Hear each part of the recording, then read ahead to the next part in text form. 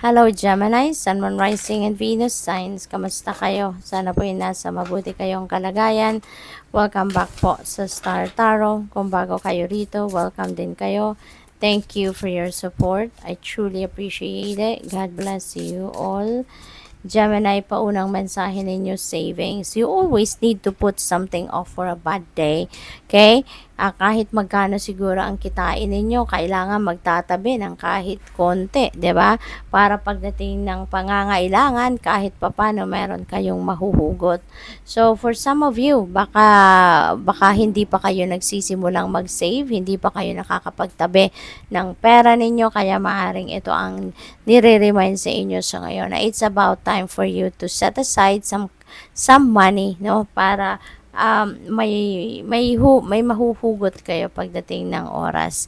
Celebration, kick off the party activities and have a great time. Okay? So baka merong kayong isi-celebrate, no? Baka merong okasyon kayo sa pamilya or pwedeng personal at yan, baka magpapa-party kayo, no? Baka you are going to plan for a social gathering, no?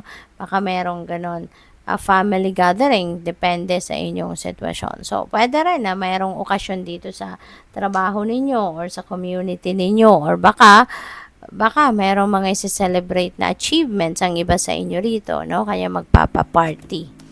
We have partnership, joining forces with business partners for win-win cooperation. So, prioritize your connections, okay? So, ang iba sa inyo rito, maybe, is partnering with someone or partnering with a group of people, no? So, pwedeng ganon. Baka meron ditong business partnership, sosyo sa negosyo na papasukin ng iba sa inyo. Kaya, good luck sa'yo. We have investments. Investments made will have positive results that will bring prosperity. So, invest wisely.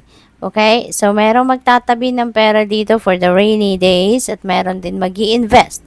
No? So, pwedeng ganun. Or baka, kasi ang lahat, binilalagay ninyo yung pera ninyo sa investment scheme na yan at baka hindi na kayo nagtatabi ng, alam mo yun, may tatabi lang kayo, yung nasa bahay lang na pera. So, pwedeng ganun. But anyways, yung investment na ito, no, kung ano man ang pinasok ninyong investment dito, sabi dito, it will bring you prosperity. No? Kaya napakaganda. Na, pero babantayan nyo pa rin, ano, lagi pa rin ninyong babantayan, minomonitor kung ano man yung investment na yan, para nang sa gayon, alam mo kung ano ang galawan, no? Ano na ang nangyayari sa inyong pera. What else? We have Knight of Swords. Ayan. So, things are going to speed up, no? Sa buhay ninyo. Merong mga magiging mabilis ang takbo ng buhay ninyo, mga transactions, negotiations, magiging mabilis. Kung meron man kayong mga delays in the past, may mga blockages sa inyong mga ginagawa, ngayon, malilift na yan, no? At bibilis na ang lahat. Uusad ng mulay, aandar na, kumbaga, ang mga bagay-bagay. We have 6 of Pentacles. Ayan. So, there is money coming your way.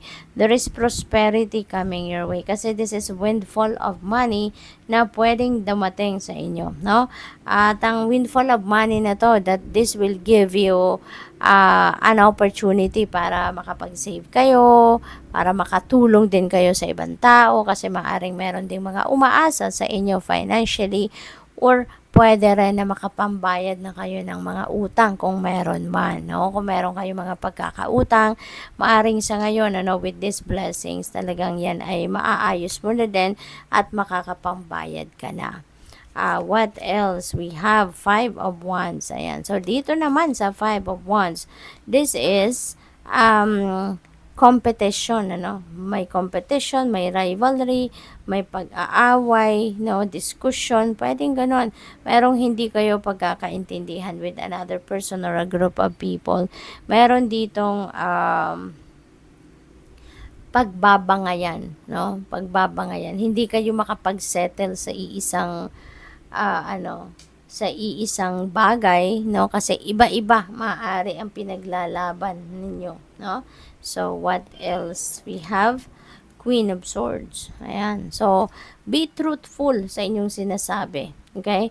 Baka kailangan, ito yung challenge ninyo sa ngayon, baka kailangan ninyo ngayon na magsalita na kayo kung ano talaga ang gusto ninyong mangyari, ano yung opinion ninyo. Sige, paglaban mo yan. Okay? Ang importante, you are being true to yourself. Kung ano yung nasa isip mo, ano yung nasa damdamin mo, yun ang dapat mong ilabas. Speak your truth, express your truth, para nang sa gayon, mas magiging madali ang pakikipag-ayos, mas magiging madali ang pagdedesisyon. Diba? Kasi kung hindi naman ninyo sinasabi kung ano yung totoo ninyong gustong mangyari, 'di ba? Papaano kayo magkakaayos ng mga taong ito? 'Di ba? Kung hindi naman pala totoo sa loob ninyo ang sinasabi ninyo, hindi ba? Kaya kailangan na kung ano yung sa loobin ninyo, yun ang sabihin ninyo. Ito yung gusto ko. 'Di ba? Ito yung opinion ko. Yung ganon, para nang sa gayon makakapag-adjust, no, ang lahat. 'Di ba? Maiko-consider ng tama kung ano man ang ibig ninyong sabihin. So, good luck. Thank you for watching Love and Light. Namaste.